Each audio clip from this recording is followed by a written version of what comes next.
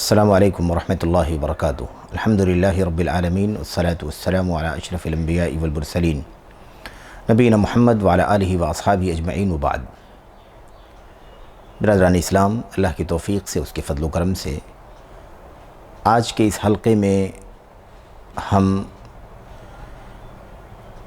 صیام سے متعلق، روزے سے متعلق مزید چند باتیں آپ حضرات کے سامنے عرض کرنا چاہتے ہیں، اور سر دست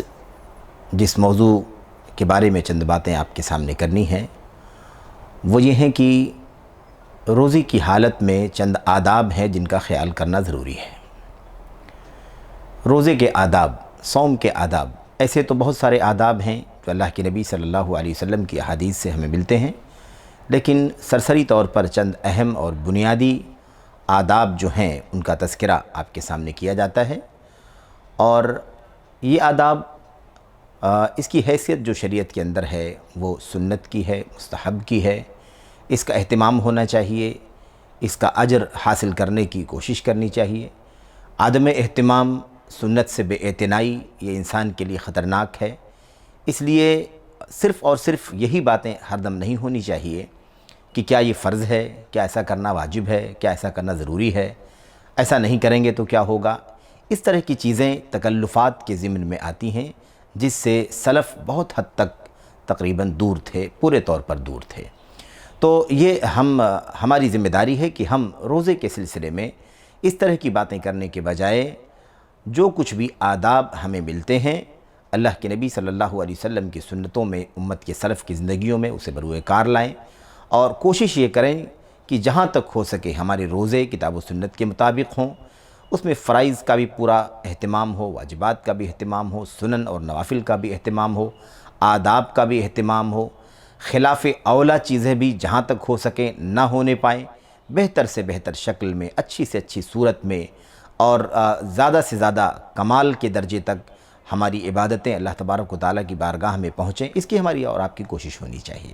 اس اعتبار سے یہ چند آداب آپ کے سامنے پیش کیے جاتے ہیں۔ دعا ہے کہ اللہ عز و جل ہمیں ان آداب کا خیال کرنے کی توفیق عطا فرمائے۔ سب سے پہلی بات اس سلسلے میں یہ ہے کہ روزہ جو ہمارا شروع ہوتا ہے، اس کی شروعات صبح صادق سے لے کر کے غروب آفتاب تک وہ سلسلہ چلتا ہے۔ اللہ کے نبی صلی اللہ علیہ وسلم نے اس روزے کے آغاز کے وقت امت کو تلقین فرمائی ہے کہ اس وقت جو سحر کا وقت ہے، اس وقت کچھ کھا لیا کریں، جس کو ہم اور آپ سحری کے نام سے جانتے ہیں۔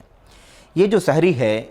یہ اللہ کے نبی صلی اللہ علیہ وسلم کی سنت ہے اللہ کے نبی صلی اللہ علیہ وسلم کی۔ اس سنت کے اندر برکت ہے، اور یہ اس سنت پر عمل کرنے سے، یعنی اس وقت کچھ کھا لینے سے خصوصیت کے ساتھ انسان کی جسم میں، اس کے روزے کی ادائیگی میں برکت حاصل ہوتی ہے، کیونکہ اسے قوت ملتی ہے، اسے طاقت ملتی ہے، اور وہ چیز جو غذائیت اسے سحر کے وقت مل جاتی ہے وہ چیز اس کے لیے مفید ہوتی ہے، اور پھر دن کے وقت میں اس کے ذریعے سے اسے روزہ مکمل کرنے میں آسانی ہوتی ہے۔ اسی لیے اللہ کے نبی صلی اللہ علیہ وسلم نے یہ بھی بات بیان فرمائی ہے کہ سحری کرو، کیونکہ سحری کرنا سنت ہے، برکت ہے۔ یہاں تک کہ اللہ کے نبی نے یہ بھی بیان فرمایا کہ سحری کرنا یہ اس امت اسلامیہ کی ایک خصوصی پہچان ہے، کیونکہ اس امت کو سحری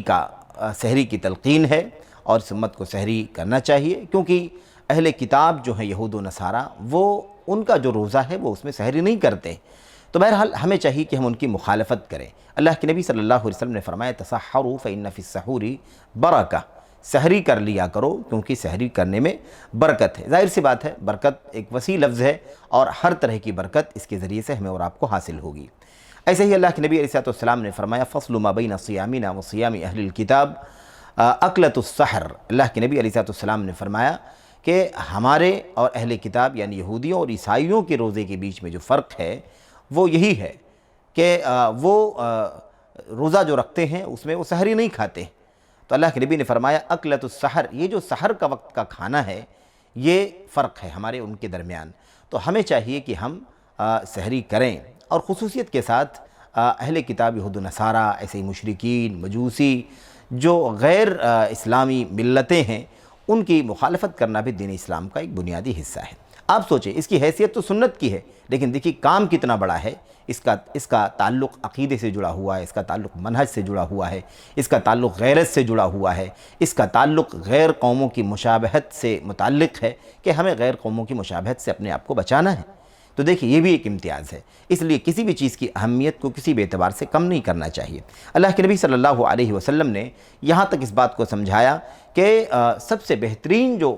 کھانا ہے سحر کے وقت وہ کھجور استعمال کر لینا ہے۔ ظاہر ہے کہ کھجور کی برکتیں ہم اور آپ اچھی طرح سے جانتے ہیں، اور اس وقت میڈیکل سائنس وہ بھی بتلاتی ہے کہ اس میں کس قدر غذائیت ہے، بلکہ کھجور جو ہے وہ ان کھانوں میں سے ہے یا ان میووں میں سے ہے جو غذائیت سے بھرپور ہے اور ہر طرح کی خصوصیات اس کے اندر پائی جاتی ہیں۔ اب انسان اگر سحر کے وقت کھجور کا استعمال کر لیتا ہے تو آپ بتائیے کہ اس کی برکتیں یا اس کی غذائیت انسان کو کس قدر قوت پہنچائیں گی اور روزہ رکھنے میں اسے آسانی ہوگی۔ تو اللہ کے نبی علیہ السلام نے فرمایا نعم سحور المؤمن التمر، آپ نے فرمایا صلی اللہ علیہ وسلم نے روزے دار کے لیے بہترین سحری جو ہے وہ مومن کی سب سے بہترین سحری کیا ہے، وہ کھجور استعمال کرنا ہے۔ ایسے ہی اللہ کے نبی علیہ السلام نے اور بھی حدیث بیان فرمائی جس سے پتہ چلتا ہے کہ بہرحال سحری کھانا یہ سنت ہے اور اس کے اندر برکت ہے، اور اہل کتاب یہود و نصارہ کی مخالفت بھی اس سے ہوتی ہے جو دین کا ایک بنیادی شعار ہے۔ میرے بھائیو، اسی تعلق سے ایک دوسری جو بات ہے وہ یہ ہے کہ سحری کھانے میں تاخیر کرنا چاہیے۔ تاخیر کا مطلب یہ ہوتا ہے کہ صبح صادق سے پہلے سحری کھانی چاہیے۔ ایسا نہیں ہونا چاہیے کہ آدھی رات کو انسان سحری کھا لے، 1 گھنٹہ 2 گھنٹہ پہلے ہی صبح صادق سے کھا لے، یہ نہیں ہونا چاہیے۔ کیوں؟ اس لیے کہ اس سے پھر روزے کی جو مدت ہے، جو اس کا جو پیریڈ ہے، وہ ظاہر ہے کہ دراز ہو جائے گا، لمبا ہو جائے گا، اور روزے دار کے لیے روزہ زیادہ مشکل ہو جائے گا، گراں ہو جائے گا، اور یہ چیز شریعت کے اندر مقصود نہیں ہے۔ میرے بھائیوں، تو اللہ کے نبی صلی اللہ علیہ وسلم نے اس بات کی خصوصی تلقین فرمائی ہے کہ لوگوں کو چاہیے کہ وہ سحری کرنے میں تاخیر کریں۔ التاخیر فی السحور، سحری کرنے میں تاخیر ہونی چاہیے۔ تاخیر کا مطلب ظاہر ہے کہ ہر مومن اس بات کو سمجھ سکتا ہے کہ یہ آخری وقت جو ہو سکتا ہے اس سے پہلے کیا جائے، زیادہ فاصلہ نہ رکھا جائے۔ اس سلسلے میں نبی کریم صلی اللہ علیہ وسلم کی عملی روایتیں بھی موجود ہیں جو حضرت زید بن ثابت رضی اللہ تعالیٰ عنہ سے، حضرت انس بن مالک سے مروی ہے، اور حضرت زید بن ثابت رضی اللہ تعالیٰ عنہ اور نبی کریم صلی اللہ علیہ وسلم نے کھایا یعنی سحری کی، اور اس کے بعد اللہ کے نبی علیہ السلام نے نماز پڑھائی۔ اللہ کے نبی علیہ السلام کے نماز اور سحری کے بیچ میں بہت کم فاصلہ تھا۔ اذان اور سحری کی بات نہیں چل رہی ہے،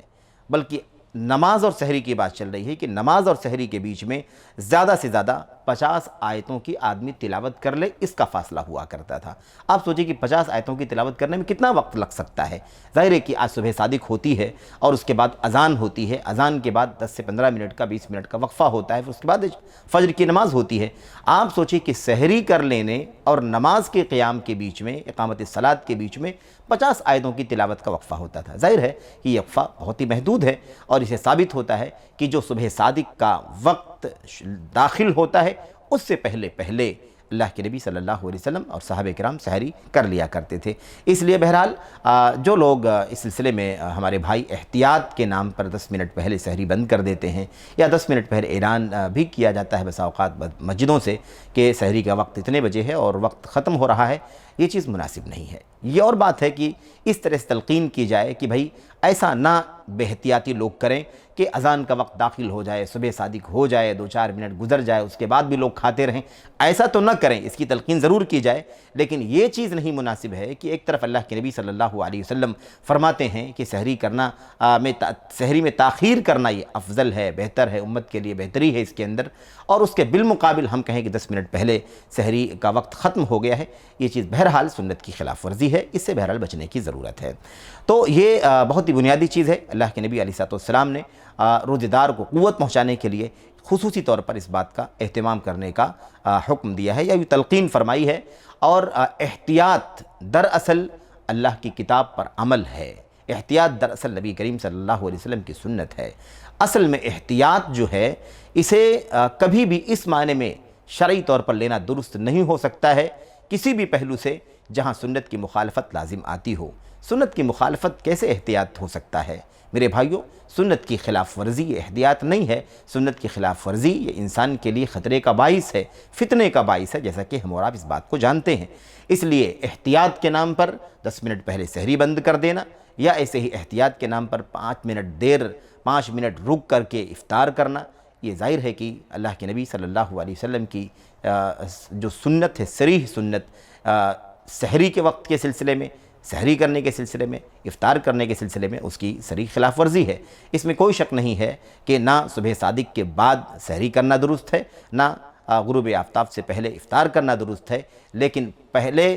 جس طرح سے بہت پہلے کر لینے کی تلقین کی جاتی ہے یہ غیر مناسب ہے، یا ایسے ہی وقت ہو جانے کے بعد، غروب حتمی ہو جانے کے بعد 5 منٹ احتیاط کے نام پر دیر کرنے کی بات کہی جاتی ہے، یہ چیز مناسب نہیں ہے۔ ہمارے لیے احتیاط وہی ہے جو اللہ کے نبی کی سنت میں ہے، احتیاط وہی ہے جو اللہ کے نبی صلی اللہ علیہ وسلم کی امت کو تلقین ہے۔ اس لیے ہمیں سنت پر عمل کرنا چاہیے، سنت پر عمل ہی کا نام احتیاط ہے۔ بہرحال میرے بھائیوں، میرے بزرگوں، دوسری بات کا اشارہ آپ کے سامنے کیا گیا۔ تیسری بات جس کی طرف اشارہ کر دیا گیا خاص طور پر افطار کے سلسلے میں، اللہ کے نبی علیہ السلام نے دونوں باتوں کو ایک ساتھ میں بیان فرمایا ہے۔ لا يزال الناس بخیر ما عجلوا الفطر وأخروا السحور۔ اللہ کے نبی علیہ السلام نے فرمایا لوگ اس وقت تک بھلائی میں رہیں گے، خیر میں رہیں گے، اور انہیں اللہ تبارک و تعالیٰ کی طرف سے خیر و بھلائی حاصل ہوگی ان کی روزوں میں، جب تک وہ سحری کرنے میں تاخیر کریں گے اور افطار کرنے میں جلدی کریں گے۔ یہ جلدی اور یہ تاخیر، اس بات کو سمجھنے کے لیے اللہ کے نبی صلی اللہ علیہ وسلم کی وہ حدیث ہمارے سامنے ہونی چاہیے۔ اللہ کے نبی علیہ السلام نے فرمایا تھا اذا ادبر النہار من ہاہنا واقبل اللیل من ہاہنا فقد افطر الصائم۔ اللہ کے نبی نے فرمایا جب دن یہاں سے چلا جائے، رات وہاں سے آ جائے، تو روزے دار نے افطار کر لیا۔ یعنی احتیاط نام کی کوئی چیز نہیں ہے۔ جس طرح سے دن کے اختتام کی گھڑی آتی ہے،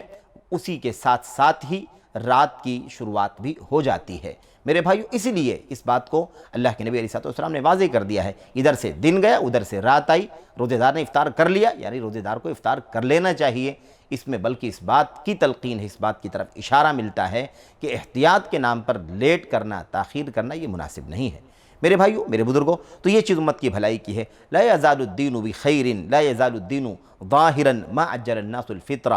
لأن اليہود، آپ نے فرمایا لأن اليہود والنصارى یؤخرون۔ یہاں بھی دیکھیے دونوں باتوں کو یہاں پر ذکر کر دیا گیا۔ اللہ کے نبی علیہ السلام نے جیسے سحری کے بارے میں بیان فرمایا کہ سحری نہیں کرتے ہیں یہود و نصارہ، تم سحری کرو۔ یہاں دیکھیے اللہ کے نبی علیہ السلام نے فرمایا کہ روزے کے مسئلے میں سحری کے اندر تاخیر کرنا اور افطار کے اندر جلدی کرنا یہ مسنون ہے، اور امت بھلائی میں رہے گی، خیر میں رہے گی، دین غالب رہے گا۔ سبحان اللہ! آپ دیکھیے کہ دین اسلام کو غالب کرنا ہے تو اس چیز پر عمل کرنا ہے ہمیں۔ اللہ کے نبی صلی اللہ علیہ وسلم نے فرمایا کیونکہ یہود